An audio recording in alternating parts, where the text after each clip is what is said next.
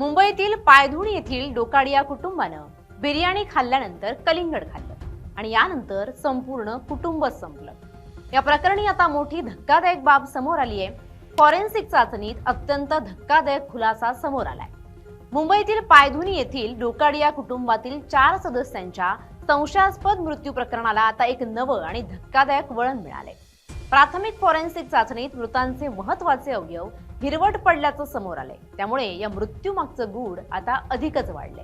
रात्रीच्या जेवणानंतर कलिंगड खाल्ल्यामुळे झालेल्या विषबाधेतून एकाच कुटुंबातील 4 सदस्यांचा दुर्दैवी मृत्यू झाला आणि या मृतांमध्ये पती पत्नी आणि त्यांच्या 2 मुलांचा समावेश होता।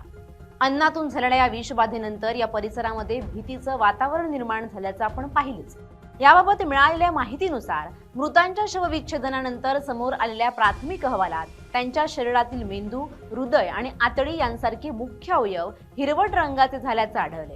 वैद्यकीय तज्ज्ञांच्या मते सामान्य अन्न विषबाधेत अशा प्रकारचे बदल सहसा दिसून येत नाहीत। जेव्हा शरीरातील अनेक अवयवांमध्ये एकाच वेळी असे बदल दिसतात तेव्हा तो एखाद्या अत्यंत तीव्र विषारी घटकाचा परिणाम असू शकतो, असे संकेत डॉक्टरांनी दिले।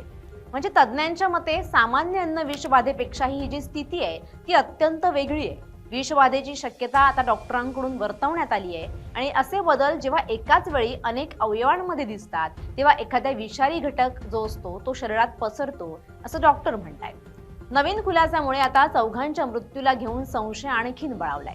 या प्रकरणामध्ये दुसरा मोठा खुलासा जर आपण पाहिला तर कुटुंबातील सदस्य अब्दुल्ला यांच्या शरीरात मॉर्फिन हे अंमली द्रव्य आढळले।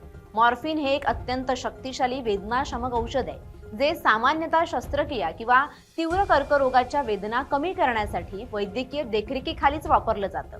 मात्र अब्दुल्ला यांच्या शरीरात हे औषध कसं काय आलं याचा तपास आता पोलीस करतायत। कलिंगड खाल्ल्यानंतर कुटुंबाचा मृत्यू झाला की त्यामागे आणखी काही घातपाताचं कारण आहे या दिशेनं आता पोलीस तपास सुरू झालाय। एकाच कुटुंबातील चौघांचा अशा प्रकारे मृत्यू झाल्याच्या घटनेनं संपूर्ण शहर हादरलेलं आहे। या प्रकरणात ही अत्यंत धक्कादायक आणि संशयास्पद माहिती आता समोर आली आहे, ज्यामुळे सगळेच हादरून गेलेत।